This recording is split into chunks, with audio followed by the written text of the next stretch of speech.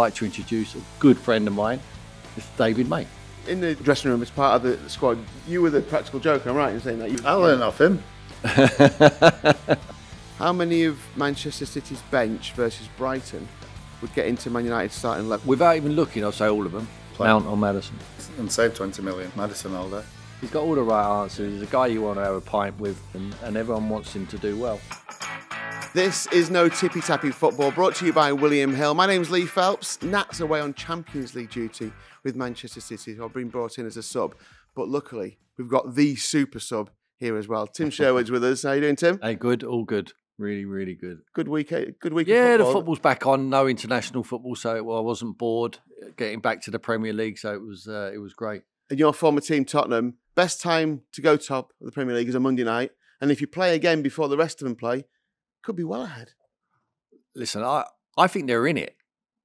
I mean, I wouldn't put any money on them winning the league, but I think when you've had a start like they've had and the way the manager is getting them to play and the fans are excited, the cloud has lifted from Tottenham. And I think if they're there or thereabouts around January, I think Daniel Levy this time has to invest. I think he will feel like he wants to win. And if he wants to win, the best chance to win is to invest and make your squad stronger. And I think he might do that in January. We'll see. We'll talk a bit more about Spurs later on. But first of all, can you introduce our guest? You know him from your Blackburn days? Yeah, my Blackburn days when I arrived there at Blackburn, he was already there and he went on to a lot better things, actually. I mean, he left before we won the Premier League, but he managed to win it a couple of times himself or even more. So I'd like to introduce a good friend of mine, Mr. David May.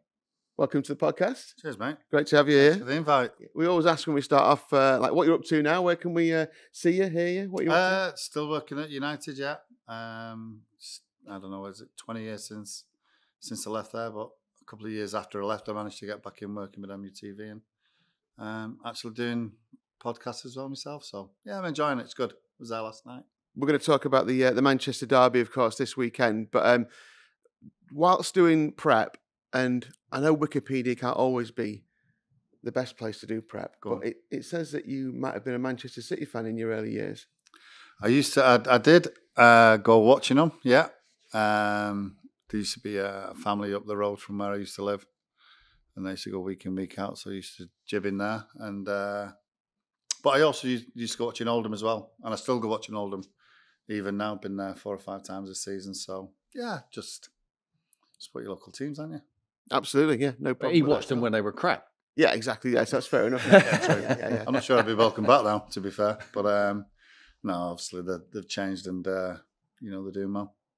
Before we get into the game itself, chaps, obviously we had the sad news the weekend that Sir Bobby Charlton had died. I mean, to call him an icon of English football, global football, probably an understatement. I mean, most of the things have been said that can be said about the great man, but what a legacy he left behind. I think he paved the way for all them superstars who followed him at Old Trafford. He's a footballing icon, not only in Manchester but also for England. I mean, winning the World Cup, and for me, I remember my dad telling me when I was growing up trying to play football, and he said, if you can have 2 feet like Sir Bobby Charlton, not Sir at the time, but he said Bobby Charlton was the best 2-footed player he'd ever seen. And having seen footage of him, I think I wouldn't argue with that. David will know a lot more about him because he was there all the time. I come across him as a player and as a manager, ever present, always smart, always very polite. I think he was one of the most unassuming men I've probably ever met. Yeah, and he's obviously intrinsically linked to Manchester United, of course. And I guess if having played there and won things, it just he's just part of that club, isn't he? Yeah, he's part of the furniture, wasn't he? From being in the air crash as well, being one of those survivors, and only a few weeks later to be called on to help the team back to its glory. I mean, I saw a documentary on I think it was BBC about him growing up with his brother, with Jackie Charlton, and he said, just spoke about it once, the air crash. It must be, to go on an airplane with your teammates, and half of them, don't get off it because of the crash, must have been so hard to take. But as Tim said, absolute legend of the club. I remember we played Austria Vienna in the Champions League in about 96, 97. And so Bobby joined in the training, and he must have been about late 60s, early 70s then. It was unbelievable. Unbelievable. Probably, probably about 60. His touch was like, and as you said, I saw that. 2-footed. They've got footage of that training session. It's brilliant. And you think, wow.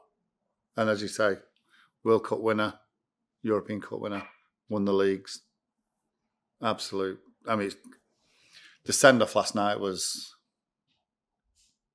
absolutely perfect for him. Really was. Yeah. Pep Guardiola spoke in glowing terms, obviously, this week. And you just hope that the derby, the respect is shown for the great man there as well. Let's get into the derby. Start off with Harry Maguire, because everyone's talking about him. You've talked about him on the podcast in the last few weeks. I mean, all of a sudden, man of the match in the last league performance, scores the goal in the Champions League, and it looks like he should be first choice in that. I've got a lot of time for him, a lot of time for anyone who's got that sort of character. He was getting shoved out the door. There was no doubt about that. The manager didn't want him. They tried to edge him out. He decided he wanted to stay. Where's he going to go? He's not ever going to go and play for a bigger club than Man United. So he's probably looked around the dressing room, see who's in his position, see how flaky some of the others are, and realising that he's going to play some minutes.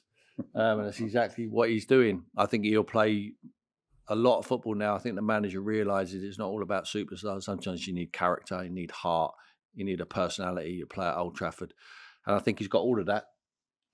He might not be the greatest, but he's not the worst either. He's never let England down. I know everyone always says that, but it's true. Give him the opportunity. I think as a manager, when you've got a player like Maguire who wants to give everything for the cause and leave nothing on the pitch and give you an honest performance, you can deal with that. It's when people go hiding, they don't want to come out the treatment room and they'd rather be 110% all of the time, which they're never going to be. I've got a lot of time for him. I think he will play a lot of football matches between now and now, and I think the manager owes him an apology. Do you think he'll get an apology, David? I mean, no. I don't think he'll ever get an apology.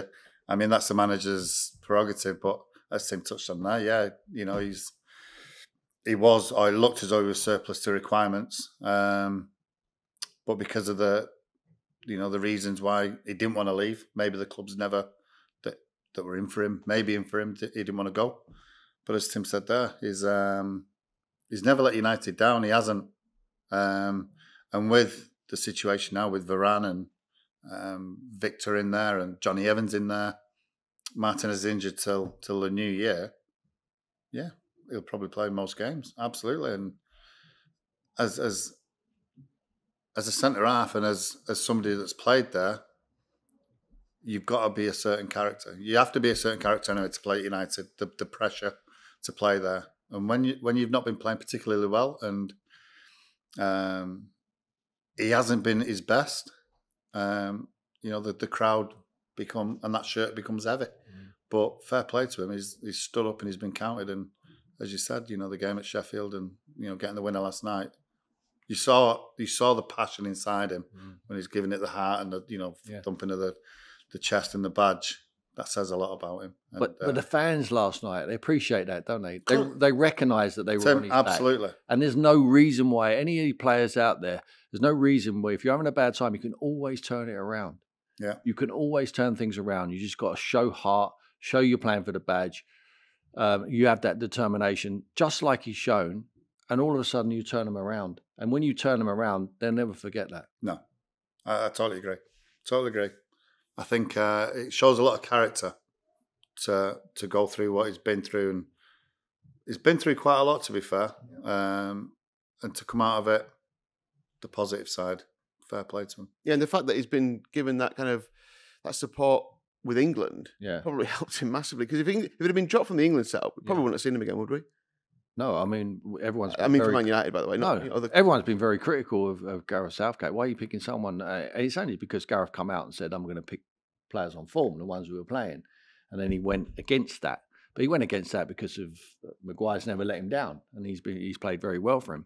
It's really easy for anyone in that situation You still get paid the same money whether you play or you don't. He could easily have down tools to this manager and said, I'm not playing for you. It's not going to affect my international career. He don't want to do that. He knows it's a short career. You're a long time retired, as we will tell you. He wants to get the most out of it. He wants to pay for the biggest club in the world. And I think he's turned it around. I've got so much time for him. It's easy with someone who's as honest as him because you can be critical of him. But then I have been critical of him, some of his performances. But then on the same token, don't make him bad all the time. And it don't make someone good all the time. I think he's a sort of character who can take criticism. He takes it on his chin. And he comes back stronger. What would be your back four for the derby against City, David? I presume from the way you're talking that Maguire would be in it. Back 8, wouldn't it? Yeah. Back 11. We'll start with Onana in goal. Yeah. Onana in goal. I mean, it would pretty much be the same as last night. You go Lindelof over Reguilon, do you think, defensively wise? No, I think he'll play Reguilon. Yeah. I do. Just because he's a natural left-sided player. Yeah. He does like that, even when Martinez plays there centre-half. He loves that left, right-footed combination. So I think naturally, as a left-back, he would play him. And obviously Delors at right-back. So it'd be Delors, I would say, Varane, Harry and Reguilon. Just looking at City, Phil Foden's back in the 11. Seems like he's back in favour. Scored a hat-trick against United last season, of course. And you just wonder, like, that next step for Phil Foden. You look at someone like Jude Bellingham, who just obviously is maybe a different kind of character, but he's just going on and on and on. Phil Foden at some point needs to, he's playing for the best team in Europe, arguably, and he's playing for his country, but he's not a first choice, Tim, is he? How does he go to that next step? And is Jude Bellingham someone he could look to? And well, I think it's a false economy judging him with Jude because Jude's playing in Spain with respect, and the competition is not the Premier League. All right, he's doing it in the Champions League. He's doing all he can do, Jude Bellingham. Brilliant. Fantastic. I think he's a superstar, the kid, but I also think Phil Foden is. I think England should be building a team around him. And the likes of Grealish. We're spoilt for choice in that end of the field. But like with Jack and with Phil Foden, not guaranteed a place, but who is? Rodri, you would say, possibly. The goalkeeper. But he always keeps them guessing. I think Kevin De Bruyne would be if he was fit. The manager always turns the page over. He keeps them on their toes. And if they're not delivering in training, he will make changes. And he's got the luxury of being able to make changes because of the depth of the squad what he has. So he never loaned Phil out. Everyone was saying you need to go out and learn and get some competitive football in you. Pep knew what he was doing. You keep him with him, let him learn the game. And I think it was a great decision he's done. But like I say, your place is never safe with Guardiola. When you've got so many good players around you, he must go there and train every day. They must look around and say, wow, this is incredible here. And then they're all holding their breath. And when he flips over the chart to see who's playing, no one knows they're playing or not. And it must be, I know I wouldn't necessarily like it, but it's up to you to keep your standards up in training. So it gives yourself a chance to play. I guess it shows the difference in the two clubs now and how that's progressed, that Phil Foden would be in the Man United side every single day of the week and twice on Sundays. Unbelievable player. Unbelievable player. Technically, scores goals. He is the all-round player, but as Tim just touched on it there, with Grealish there as well, the pair of them are fighting. You go back to when United played, you'd have Giggs in, you'd have Becks either side, then you'd have other players that would come in and just do exactly the same job or similar job. You'd have two players in every position, and that's what Pep's got now. Must be a nightmare to keep everybody happy, but listen, that's why he's paid the big bucks to do that. They just won the treble, so something's going right for him. Absolutely, yeah. Got me thinking about talking about whether Foden would get in the Manchester United team. How many of Manchester City's bench versus Brighton would get into Man United starting 11? Don't worry, I'm going to give you the bench. Without even looking, I'll say all of them. But now, wait. Okay. I'll go through. I'll list them all first. We've got Ruben Diaz, yep. Jack Grealish, Nathan Ake, Edison, Mateo Kovacic, Rico Lewis, Calvin Phillips, Sergio Gomez, and Mateus Nunes. All of them. All of them. Don't all those getting Man United's starting 11? Calvin Phillips? That was the only one I was doubting. Calvin Phillips, but who would you leave out? Is he better at the moment in the Premier League than Amrabat? Probably. Better than Bruno, better than Not better than Bruno. Bruno's player, isn't he? But it's really hard to judge this Man United group of players because I don't think they're getting used in the right way. I think they are. I said it. Well, obviously, a team I watch very closely is Tottenham. Last season, some of them Tottenham players, you think, wow, where are they going to go? Where are they going to find a club? Basuma and people like him. All of a sudden, world beaters. It's not because they've become world beaters, they've woke up and all of a sudden they've seen the light. It's because the manager's seen the light and seen them. I need to shine you in this light. I need to put you in this position. I need to get the best out of you. I think Ten Hag needs to do that with his group of players. I mean, he brought Amrabat into the club, chased him for a long time, and played him left back. I mean, that's because he didn't have a left back, though. He never had a left back, but why would you not play Lindelof there? Yeah. I mean, you still had him and put him in his correct position. The boy don't know where he's coming or going. I mean, it's hard enough coming across from a different country and then playing in the Premier League, which is a culture shock. But when you're not playing your correct position, all of a sudden, Man United fans, if you ask them about Amrabat at the moment, they will say, "Oh, I'm not sure about him." Yeah, now, I thought the first 3 games when he played left back, he showed his ability. But as you say, you look at other teams, and every team has a certain way of playing. And I watch United at times and think, what's the formation? How they're playing? Are they playing a press? Are they not playing a press? Whether that's down to injuries or whatever it is, confidence, I don't know. But as Tim just said there, I mean, Bruno playing higher, Scott's playing higher now. You know, he's not. For me, Scott's not a holding midfielder, but he started off there. But now he's playing higher up, getting in the box, scoring goals. He does it for Scotland. Maybe you've seen a different light on Scott, but it must be frustrating at times it is frustrating watching it at times. Watching other teams play against you and they have a pattern of play. Yeah. And you think, why can't we play like that? All them teams you played with, I mean, Fergie built teams with him, didn't he?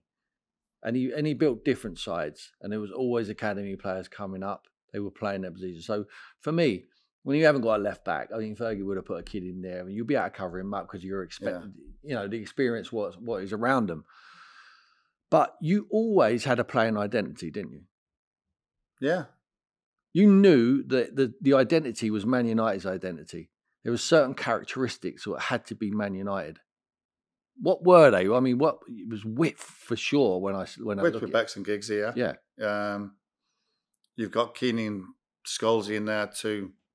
Unbelievable. You know, Keane would sit or Keane would bomb on. They could both do jobs off each other. Yeah. Whether Keane is sitting or Scholes is sitting, they both work together.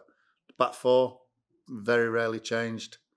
But every time you would go out to play, the manager would say, "Go and entertain."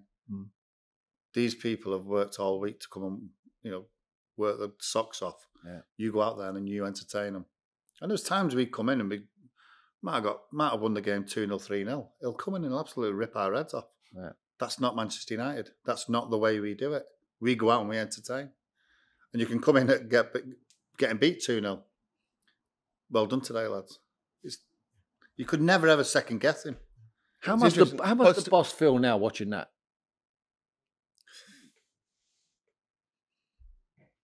But the different characters, Tim.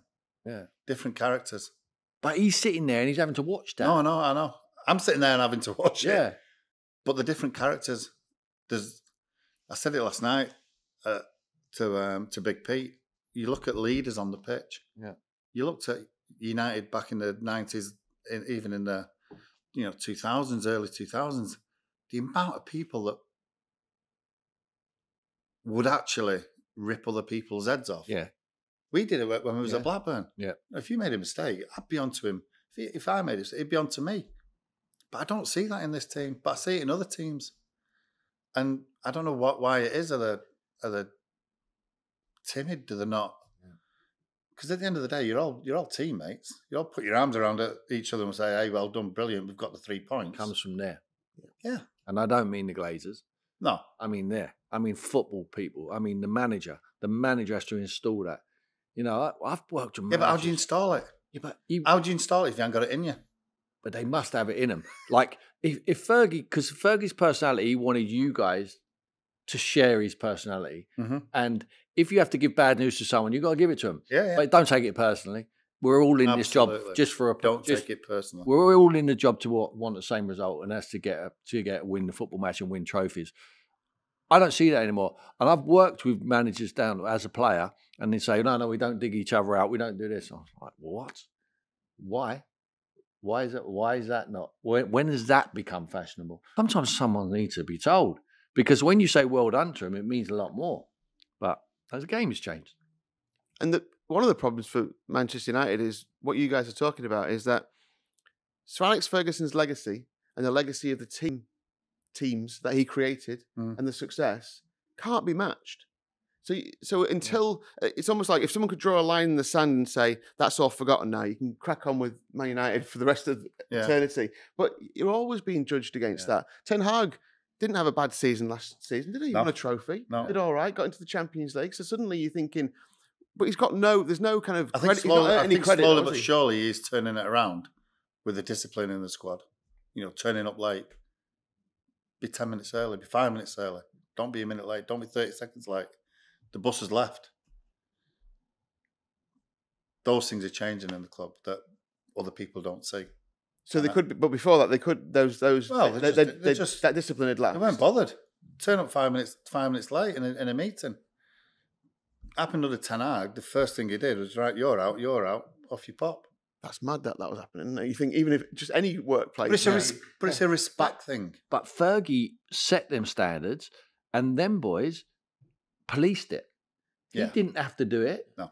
So when you get a young kid coming in the squad and he wants to get off the bus with his phone in his hand and the headphones on and the woolly hat, they used to say, take that off. We're going to work now. You pull your tie up, you get your blazers smart, and we walk off the bus. That's how Man United was. That is the standards. If you're looking after yourself off the pitch, you will look after you and conduct yourself properly on the pitch. And that's not there no more. It's interesting as well when you work in any walk of life, when you work for a boss who's a stickler, full discipline. When he goes, some people breathe a sigh of relief, and you wonder if the club just breathed a bit of a sigh of relief when Sir Alex Ferguson wasn't there anymore. It was also like we can do more. Well, he ruled the club, but he knew everybody. He knew that was a well-oiled machine. And then David Moyes came in. He changed the backroom staff a little bit. Not really knowing how big the club was, not really knowing how the club ran. And then Mourinho comes in, and then Van Gaal comes in, then Rangnick comes in. And as it's coming in, it's going down again. You know, people, as I say, people turning up late. The respect thing. But I think Ten Hag's trying to get it back up there, and he is slowly but surely getting it up there. We'll see. If Nat's watching this, she'll be thinking, you've barely mentioned Manchester City, and it's a Manchester derby. Obviously, we have that from a United player here with us who we do over talk about City. Yeah, but I mean, it's worth. I mean, City kind of, you know, a lot of the things that you just said, you would say they will have the same discipline. City do all that sort of stuff. That Ferguson implemented, and you know what you said about kind of Foden and how, you know, no one's sure of the place, maybe apart from a few players. They're getting criticised, City, a little bit this season for not being quite at that level, but they are missing key players as well. Yeah. When those players come back, I mean, De Bruyne is Tottenham or Arsenal, Liverpool need to be 5 points ahead of City because they're going to absolutely fly when. I think so. Back. We know they're capable of putting 15, 20 games together and getting maximum points. Rodri was a big miss for that period, but now he's back. I see them going on. I listen. Everyone says, you know, it's a derby. You throw form out the window. Not when there's such a mismatch of quality. Anything can happen. You know, it's a tools race. But for me, I mean, I can't see anything other than a convincing Man City win. And they're not as their fluid best at the moment. But it's just, I just don't see a pattern. I don't see First and foremost, I don't see how Man United are going to get the ball back off them, because not only do they not show a pattern in possession, I don't see any. I see them going ones and twos to try and get the ball back. It's not good enough. You need a plan. You need to set a plan if you're going to play against Man City, because they will keep turning the page over and find different solutions how they're going to break you down. They're going to have all the ball, because Man United cannot keep possession. Even against Sheffield United have more possession. Burnley have more possession. I mean, how can that be right against Man United? Man United are, the only thing I would say, they are what is their best attribute? Counter-attacking. Bruno can affect it. McTominay will go and join in. Rashford could burst away on the left-hand side. That's their only hope. But they're going to suffer without the ball. There's going to be 70, 75% possession from Man City, and they're just going to keep throwing punches until Man United get knocked out. But they might get lucky. You know, they've done it before, but I thought they were better when they did it before. They're a little bit more pace on the counter-attack. I think Anthony, you're going to hang your hat on him at the moment? Not for me. I don't know what he does. I don't know how he affects the game at the moment. It's just so many questions at United. So I couldn't even pick their team myself. He would know. What's he going to do with Eriksen? Is he going to bring him in? He changed the game for him last night. A little bit more composure, kept the ball. I think you're going to need people to get the ball back and be responsible defensively, you know, and keep switched on mentally. But in the end, I just think they'll mesmerise them and break them down. And if they score, what's plan B for Man United? I'm not sure there is going to be one. You're not painting a particularly positive picture for Man United here. What scoreline would you go for in the derby? 1-1. I'll take a 1. I would say, I'm going to say 3. I'm going to say at least 3.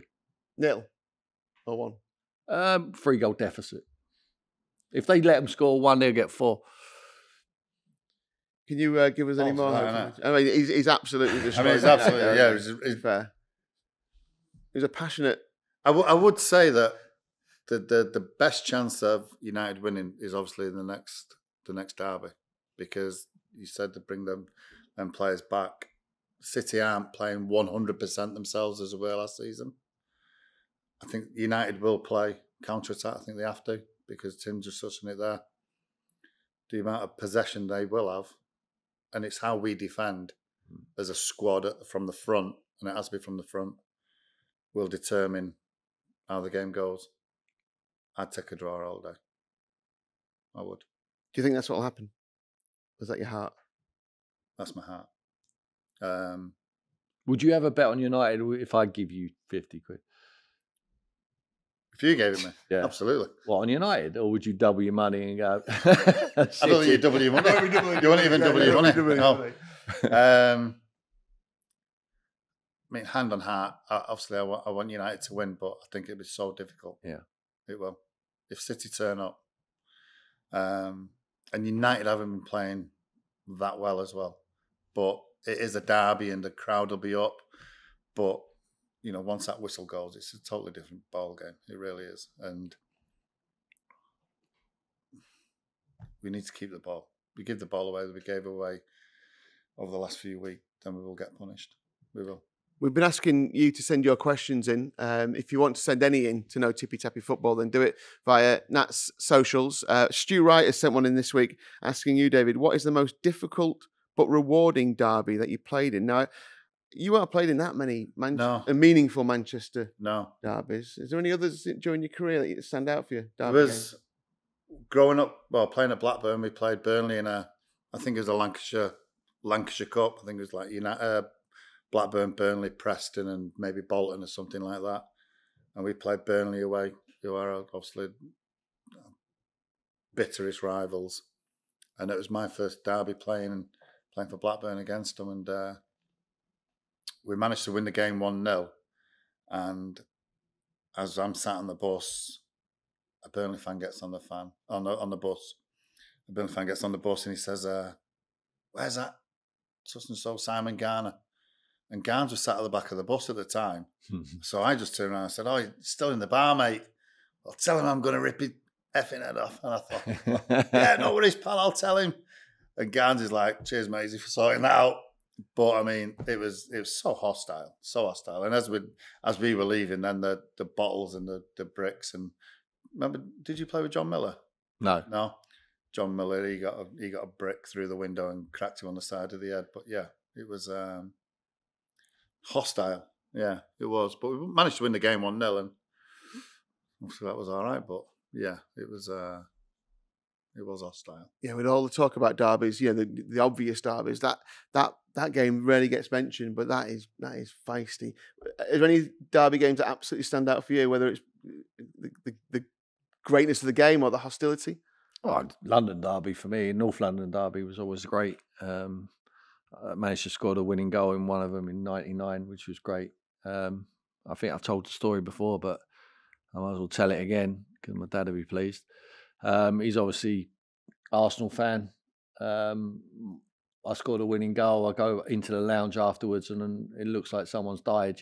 When I see him, he wasn't. I mean, he couldn't break his face. I mean, genuinely, it's one of the best days I've had on a football pitch, scoring a winning goal in such a hostile and emotional game. And my dad was like, "That was good, wasn't it?" I said, "Yeah, I enjoyed it," and he genuinely was sick. But he's got over it now. Finally, yeah. You'd have had tickets off for the Spurs end, wouldn't you, for that game? Would your dad have been in the... Sorry, yeah. Well, he's probably in the West Stand somewhere, but he would have... Would he have sat down? Stayed sat down? Sat on his hands. His son's the winner. We did play in a derby when Arsenal won the league at White Hart Lane. I mean, that weren't great. For them to come and to actually clinch the Premier League at White Hart Lane was... Is it a similar build-up to the Manchester derby all week? Yeah. The everything. Always. Every local, I mean, when I was growing up, because I grew up in North London, it was only white or red, as the only teams you would support. It's different now. And it is different on the street. You do see United City shirts and Liverpool shirts now. And I think in North London, you never see a West Ham shirt, for instance. Never see a Chelsea shirt. It is still, red or white.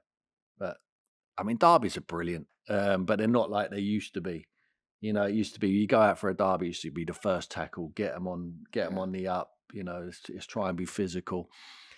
That's why if you have like the likes of Everton who played Liverpool last week, the only way they can play like Man United and Man City this week is on the counter attack and try and soak up the pressure. Whereas before, the Everton side, back in the day, would have been rattling into them and try and affect it that way. We did that at Tottenham when we had an inferior side to Arsenal.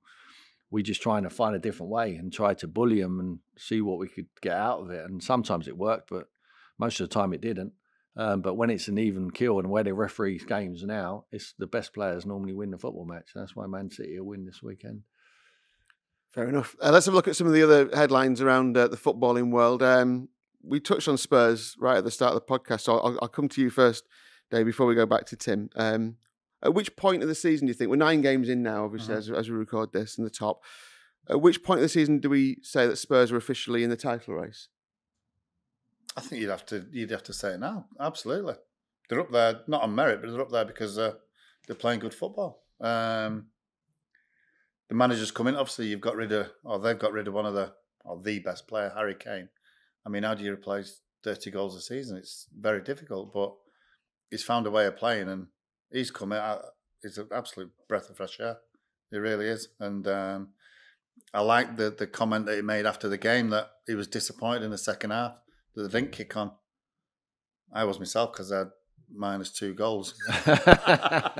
But yeah, I mean, when you're playing for that type of manager and he expects those standards that not to drop, it's a fresh challenge for him because they haven't got Kane.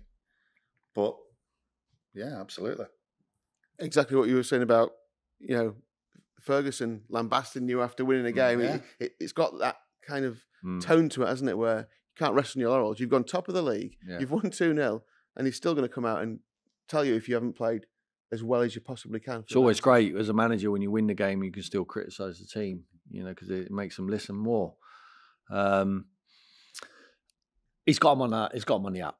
I mean, the positive feeling around that club at the moment obviously stems from the fans when they come. They pay their money. They're getting entertained. They haven't been entertained for 3 or 4 years. They've been going there and, Tottenham watches paint dry. It's absolute total bore fest. It was. But now it's completely different. You know, he's recognised what they want. He talked a good game before he come there. He's playing a not competitive league in Scotland, but he played attractive football. He played attractive football wherever he's been. And he said he'll do it in the Premier League, and he stuck to his word. You can't guarantee that he'll win maximum points every single week. What you can guarantee is that he will play this style of football, no matter who they play. It's the Man Cities, the Liverpools, the Chelseas, whoever they're going to play, they'll play the same way. And if his team can't win that way, then so be it. I think they're in it. I really do. And if they, like I say, if they can be there or thereabouts come January, I think Daniel Levy might help him out and thicken the squad up with some players if he can get the right ones. They're probably Harry Kane away from winning the Premier League.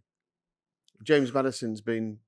Well, you think Harry Kane bring him back? No chance. There's zero chance of getting him back. I mean, they're getting back maybe in 3 years, but when Bayern Munich have won. Do you think they're playing better now with Kane out of the team? Yeah.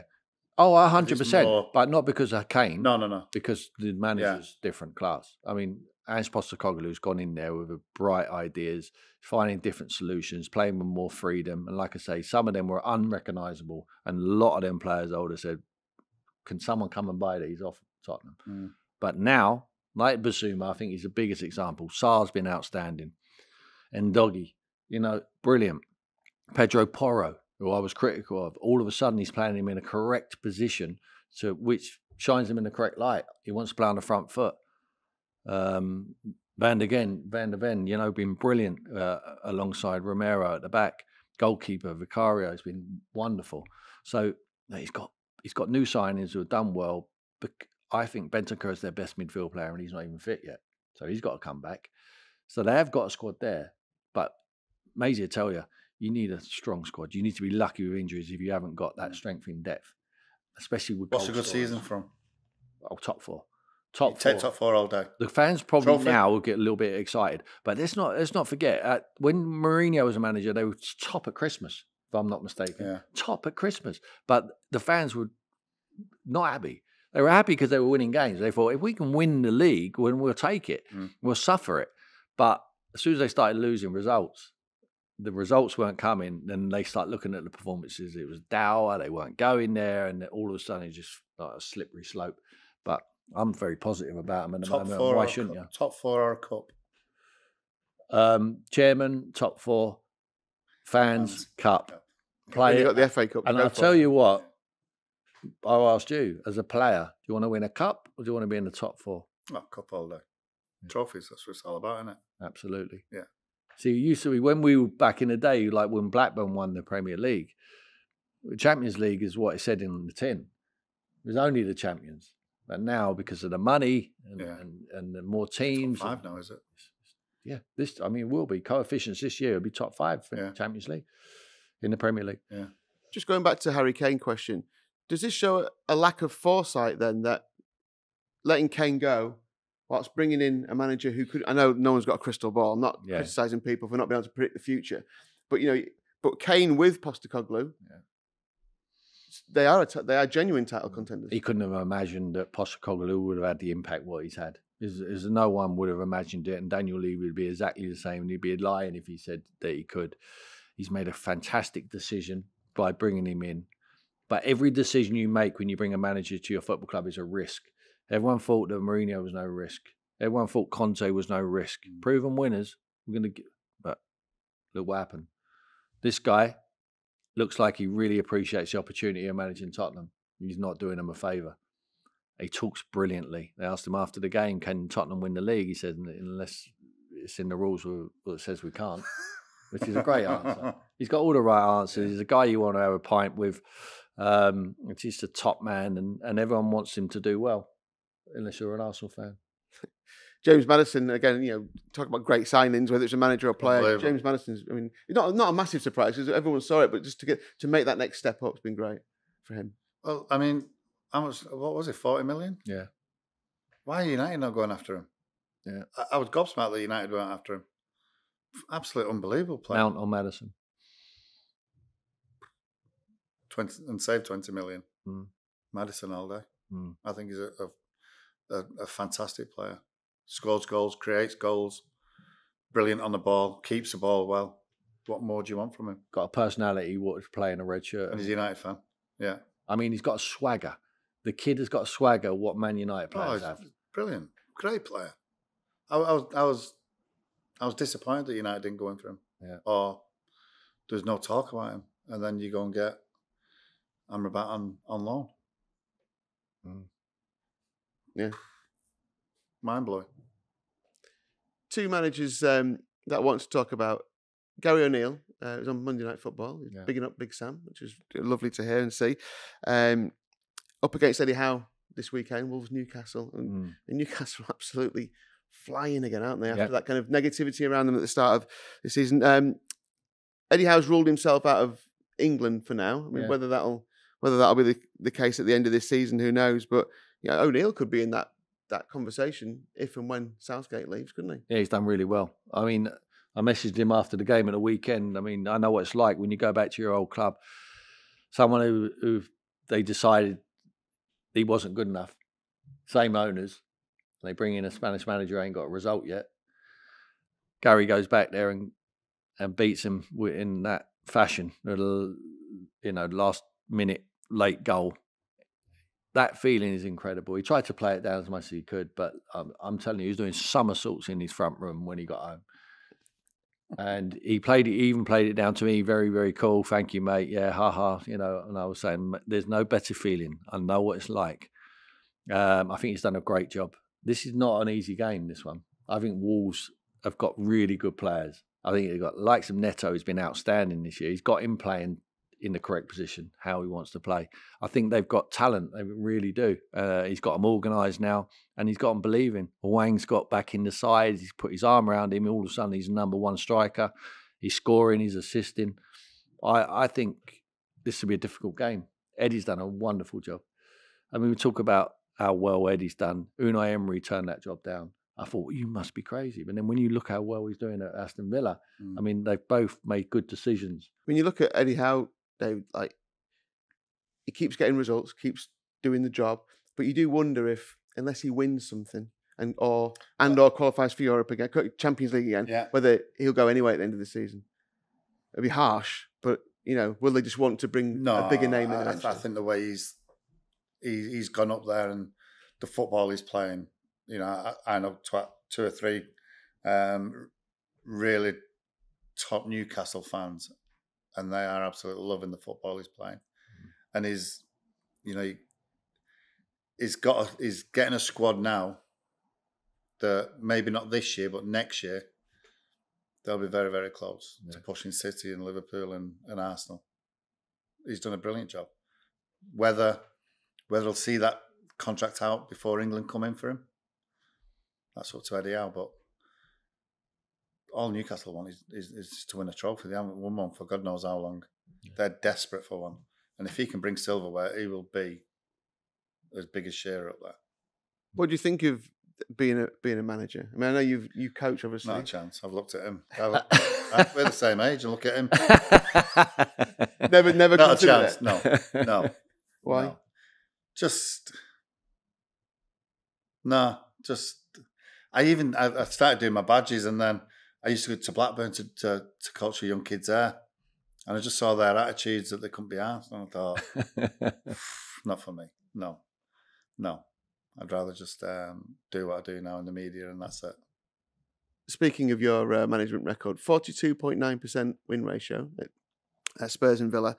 Have you? Nat's probably asked you this, but have you applied for jobs since 2015? No, I think if you apply for a job, you're not getting it. I think the jobs will come to you. Most clubs know who they're going to employ before they sack the manager they've got in place. Very rarely they don't. Very rare. So you would know about it. I think once they start looking at applications, I think it's just a formality, really. I mean, down the lower leagues, possibly they do that, but do you want to get back into it? I would. I know, and I don't like to say what all the managers say if the right opportunity come up, because I always thought that the Villa opportunity was perfect for me until they changed. Owner wanted to sell the club. They moved the goalpost from under my feet or the carpet from under my feet and moved the goalpost. It's difficult, but I always say to managers, just get on with it. You know, it's a crazy madhouse. If you want to get back in it, don't moan about it while you're in there. There's plenty of time like me to moan about it afterwards. Yeah. But no one wants to hear about you whinging about this, that, and the other. You know, why you're not getting results. It's a results business. Did you find it tough managing? Yeah. Because of the egos or the players? Yeah, all of that. You always want everyone. Obviously, you've only ever been a player. You always want the attitude to be the same as yours and the teammates what you had in the past. So sometimes it's very hard to keep biting. Did you try to instill that on them players as well? Yeah. I think it's easier to do with kids. I think when you're in the development phase, I think you can really put some methods into them and some discipline and really help them out. And I think I did that with a lot of them Tottenham boys. But you have them from a young age. You almost know them better than their parents do because you're there every day of them. But as a manager, when you sign in big money signings and they're coming in and you really look into them and find out where the motivation is, why have you come to London to play for Tottenham? Is it because your wife can have a shop in Harrods and Selfridges, or is it because you actually want to play for that white shirt, which has got a tremendous history and a great fan base? And you start looking and wondering when there's obstacles in the way, how hard they want to try to get through it. And a lot of the time they're down tools, which is very disappointing. And then you have to try and manage that situation. So it is a difficult job. I mean, it's 24/7 mentally. You know, you wake up in the middle of the night thinking about footballers. You know, and the ones who don't keep you awake are the ones you want. And there's 7 out of 10 men, but sometimes, you know, you wake up thinking, you know, Paddy Boyle, you know what I mean? You keep me awake. What's he going to... I mean, it's better than me waking up than my missus thinking about him waking up. And it doesn't change whatever level you're at either. That pressure is the same. I spoke to Kevin Phillips not long ago when he was at South Shields, and he was saying that exactly the same as you just said. Whatever level you're at, even if you've got more control over it, he said, I've never been as stressed as I am right now. He said, I'm going to bed thinking about it. I'm waking up thinking about it, getting up thinking about it, all day thinking about it. I mean, it's just like all consuming. Well, if I know Norwich, you've got a manager, obviously, but if a former club of yours, Kate, you know, Norwich not in the greatest of form at the minute. If that sort of club came in, even at Championship level, would you be interested in that sort of thing? I mean, David Wagner's there right now. If you get an opportunity to manage Burnley last season in the Championship, you take it. They've got the best players. If you got an opportunity to manage Leicester this season in the Championship, you take it. I would even say to the owners, I'll do that for nothing for you. Because I know that I'm going to get you promoted. You pay me after, I'll have bonus, a lump sum, forget me, and then I know I'm back in the game. And everyone said, what do you got them promoted? No one really looks at the fact that they got the best players in the league, you know, and you pick the team like that, you know, 11, it's 11 out of a thing. Yeah, there, I'll just play. They'll win the league. The best players win the leagues. So the guy who's gone, Maresca, is it? Leicester, what a job. I mean, if you ever want a job, you ever want your phone to ring and you hope it's that Leicester chairman offering you that job with that squad of players, incredible. I mean, he has to get them promoted, otherwise it's a massive failure. And he will. They'll be promoted by March. One of your former clubs you mentioned before, Aston Villa, I mean, you said about Unai Emery, flying. I mean, you know, it just seems like a great fit. Anywhere he goes that's got Villa in the name, basically, he does well at Villarreal, Sevilla, Aston Villa. Yeah. So, but like, he's a great job, and that might last. It might last. You know, we don't know, do we? He could. But again, he's got a brilliant squad of players as well. Not superstars, but players that will work the socks off for the manager, and you see the benefits from it. You do see the benefits from it.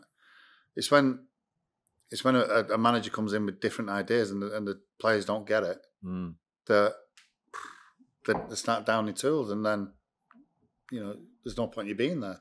But he's come in and, as you say, he was brilliant when he was over in Spain, and he's brilliant as he is now. And they'll be top 6, I would imagine. They've got a great chance. Great chance. One player there's a lot of players in that team who are shining, but Ezri Konsa is another player who's like really shining. Maybe on the verge of looking for an international call up as well. But there's plenty in that team who are doing really well. Yeah, why not? I mean, there's an opportunity, isn't there? I mean, there's a shortage of centre backs in the England squad. I think Gay's done all right when he's been in there. But as you say, I mean, Dan Burn can't get an opportunity there, though. I mean, so he probably, you say, is a little bit ahead of Konsa, but he absolutely should be in the bracket. I would put him in there. I think Torres coming in with him there and playing alongside him, and they're a good partnership. I think Konsa looks a lot better now than when he was with Mings. But sometimes Maisie will tell you better than I will. It's all about partnerships and how you blend as a centre-back partnership, and same in the midfield too. Now they play with threes and different formations, but centre-backs centre-back and the goalkeeper is very important diamond. What you need to get right, and if you can get that on a consistent basis and keep the two of them fit and your goalkeeper, you have a real solid base to build from. We've got a section called quickfire questions, which are never particularly quickfire, so they don't have to be one-word answers at all. But I'm going to run through a few of them. What is the most memorable training ground bust-up that you've both seen? This might be you might be involved in one of them, David. So I'll come back to you in a second. I've seen loads. I mean, so many I can't even remember. Any surprising ones where you're thinking, why has he gone up against him? Oh, yeah. Yeah. Oh, yeah. But it's just spur of the moment. I think a lot of them know it's not going to last very long. Hold me back. So we used to. I mean, especially Blackburn days, used to see it on a regular basis. I mean, that was, then it was all forgot about as soon as you come off the pitch. No problem. I think that's just the nature of training. I mean, even at Blackburn, when you went to United, you would kick 10 bells out of each other. Yeah. Because there's only 11 of you that can play on the Saturday or the Sunday or whatever it was. And sometimes, Kiddo would actually stop training because it got too physical. He said, right, you've done enough. And because invariably when at United, it was always young v old, or the foreigners versus the Brits. And you would kick 10 bells out of each other. And he'd go, right, that's it. You're in. And we've only been playing 10 minutes. Then you've got to vote for the yellow jersey that then starts it off again. So, yeah. Do you know what a yellow jersey is? I'm presuming it's the worst trainer. Yeah. And ours was like, because Pally was probably one of the worst trainers ever. Him and Brian McClare was absolutely shocking. But phenomenal players, but the worst trainers. And at the end of it, it's actually up in the museum. I've had a Pally, and all the names are on the back. But yeah, training ground bust-ups, yeah. I presume you're thinking about the Burnley one with Stan Turner. Yeah, that's the one I was alluding to. Yeah, idiot. Tell us about what happened. Stan Turner is widely regarded as being a very, very old school, no-nonsense manager, isn't he? Yeah, he was, and really, really set in his old ways. I've been at Blackburn where that was on the cusp of, obviously winning the league, doing greatness, and the facilities. You promoted to the Premier League. Got promoted, yeah. Obviously, the level of training at United was the same. And then you go down a level, and it's like going back 20 years, 30 years. Or I could imagine going back 30 years. The training is just... My first day training, this is how it started. So we trained at Gawthorpe. Obviously, I'd been at United. So you get changed, you put your kit in the middle of the floor. Kit man will come, wash it. You say the next day your boots are cleaned and this, that, the other. I put mine in the middle of the floor. I go back the next day. It's still there, soaking wet, freezing. Gawthorpe, there's no heating in it. So I go and see the gaffer. I said, Gaffer, there's no training gear. He said, no, that's yours. I said, what do you mean? That's what? He says, you take it home. I went, oh, right, okay. So I ended up paying a laundry girl to do my laundry, and eventually the majority of lads started paying the laundry girl to do the laundry. Says you're going back to your missus full of mud and all that. So then he would always say to me, because of my standards in training and how we used to at United, and he would always be on the phone to the gaffer. There you go, amazing. Been on the phone to your boss, to your gaffer and all that. I thought. You're talking about Fergie? Yeah. And yeah, great. And like Chaddy was there, Luke Chaddy was there. Lee Roach was there. But then you do something in training. Second day training, we're doing set pieces and we're doing set-up play. So I go and get the ball off the goalkeeper. I turn around and the Leicester lads are on the halfway line. I said, we don't play that way. And I'm thinking, what have we come to here? We don't play football. We just launch it. Mm. Brilliant. Right, okay. And obviously it's a learning curve. But then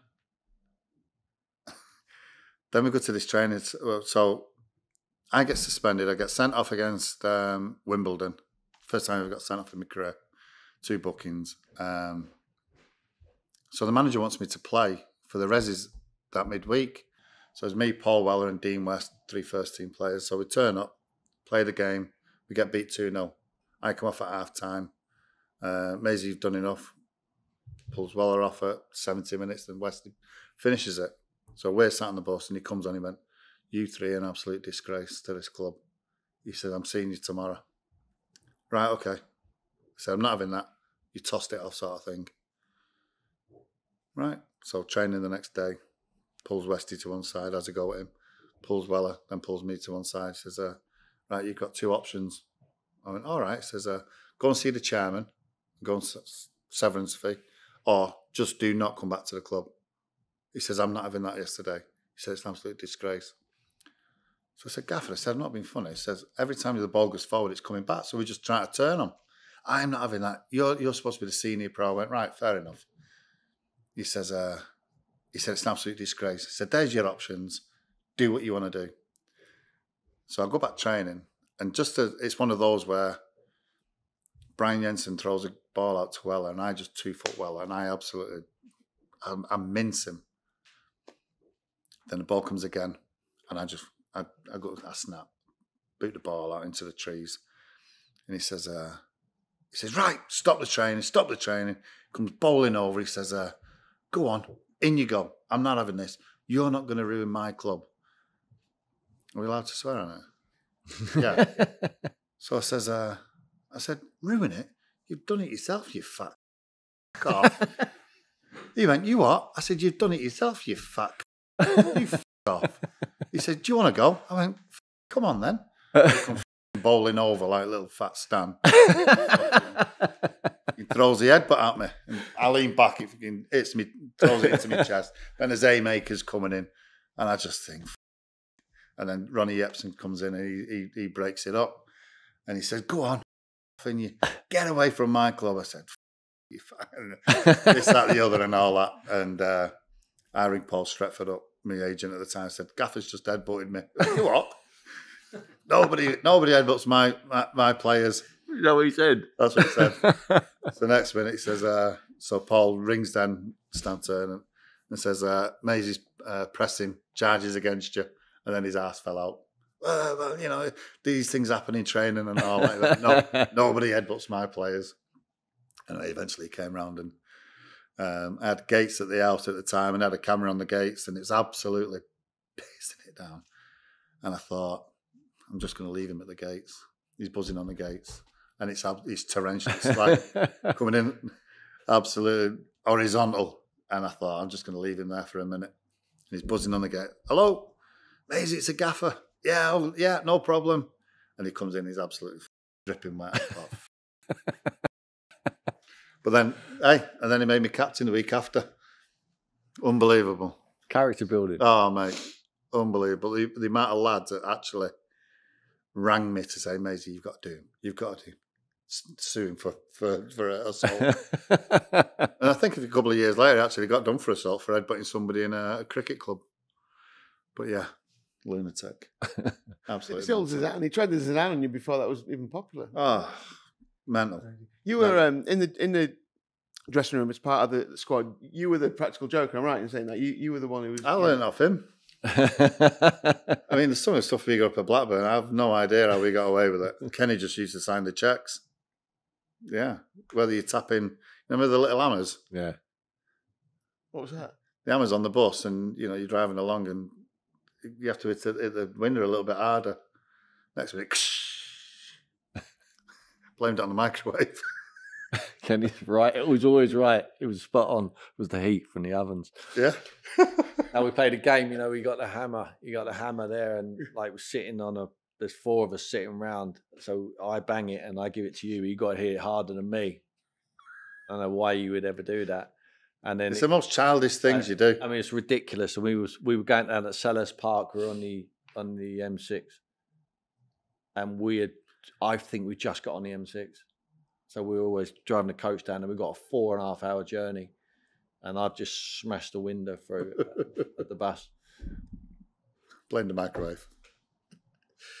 Going back to what you were saying earlier on about the kind of modern day players, you can't imagine that sort of stuff, like, cutting people's shoes up and, all the other stuff that you end up doing. Childish. You can't imagine, it is childish, but it is part of that. That was what we did. Culture, wasn't it? You don't imagine that. Imagine someone doing that now. I tell you what, the year we went up, it might have been the first year in the Premier League, we used to get changed at the back of the was it the Darwin end? Yeah. In those little porta cabins. So they're building the new and stand. we'd already won the game before anybody because you had to get the minibus down. Yeah. But even that, the polystyrene ceilings in there, they'd be absolutely, the dressing room would be trashed before we've kicked a ball. Just him, Bats, Shearer, just newly mental. We went to Birmingham that time in Sid and Pricey. Yeah. Ordered that Italian we went to. Yeah. And we come back and newly there's a pair of ladders going into the ceiling just outside the lift. This is like on a Thursday, and we've got Coventry away on the Saturday. Drew 1-1 with Chelsea at Stamford Bridge. Kenny said, "Don't have anything. We're going to Birmingham the next day." Sid and Price will sort out a dinner in the middle of Birmingham, and we had the ground floor. Everyone was just smashed. That's on a Thursday. Absolutely battered Coventry on the Saturday 2-0. Shearer scored 2. Mad. Different times. But we had unbelievable characters. Jason Wilcox, me, Bats, Shearer, Newell, Ray Arford, God bless him, Kenny, Mimsy. Unbelievable squad. Mark Atkins, yeah. Arrow, yeah. Yeah. Great stuff. That was the longest answer to a quick fire question in the history of No Tippy Tappy Football, by the way. And let me rattle through a few more of these. Let's do this one pretty quick. Who was the best player in training at Man United, you think? Eric. Was he? Brilliant. Unbelievable. That's it. Fair enough. Next. I like it. Is Beckham's footballing ability underrated? I mean, we spoke before we started recording. The show reel is sensational, and no one's saying he isn't a fantastic player, obviously. But did his celebrity override his footballing ability in the end? Do you think? I think first and foremost, he was a fantastic footballer. I mean, let's have it right. I mean, David wasn't a player who would dribble past people too many times. He wasn't a Ronaldo type, Lionel Messi. Where he would get someone who's not sophisticated in watching football on the edge of their seat. But what he did is affect football matches. I mean, he would get half a yard and deliver a cross into that box, and it would be Yorkie or Coley or Teddy.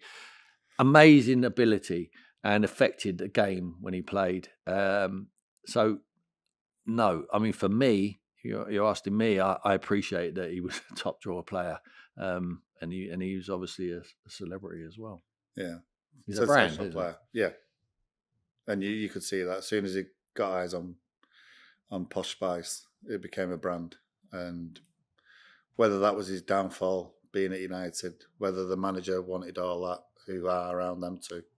But as a player, unbelievable. As Tim just said there, wasn't the quickest of players to run past players with.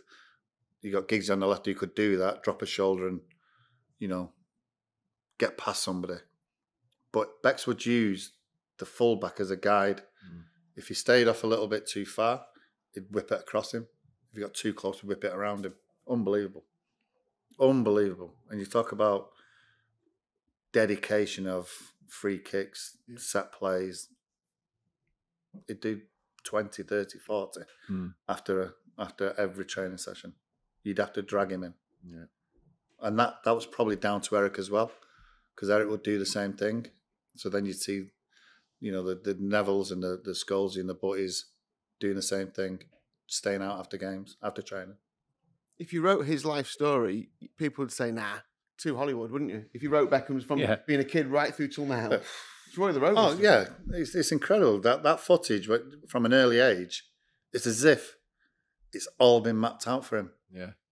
It's mad watching it, but what a great lad.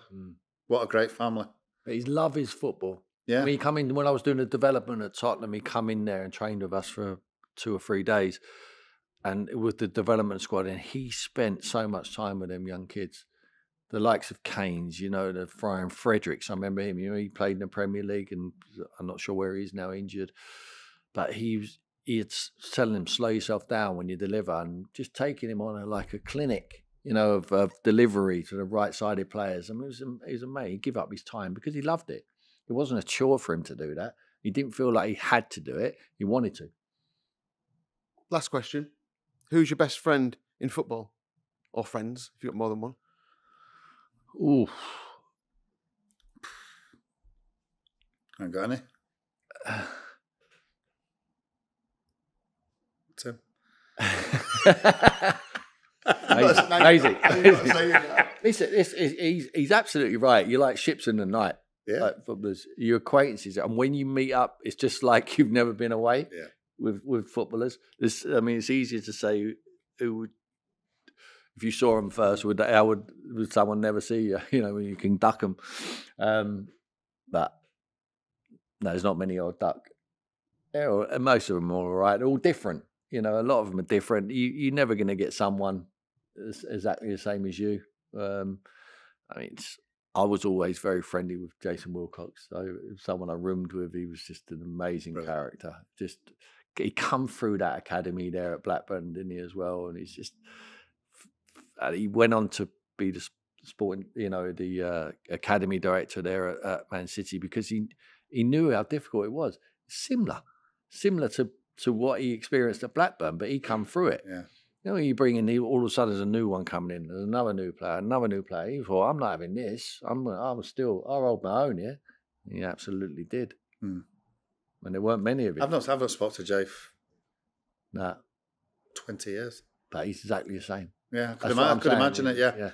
I could imagine him walking in here and you straight away. I've not seen Tim for ages, but straight away, you just, on off you pop. Yeah, that's the thing. I'd say probably Scholesy, because we play golf every Wednesday with each other, and then we go out every now and again. So probably Scholesy, but other than that, no. Well, I hope the derby goes well. I hope your heart wins in the end. Thanks for coming along. We really enjoyed it. It's Pleasure. Brilliant to see Cheers, you. Thanks, Tim. Pleasure. And Nat will be back next week for another episode of No Tippy Tappy Football, brought to you by William Hill. Over 18s only. Please gamble responsibly.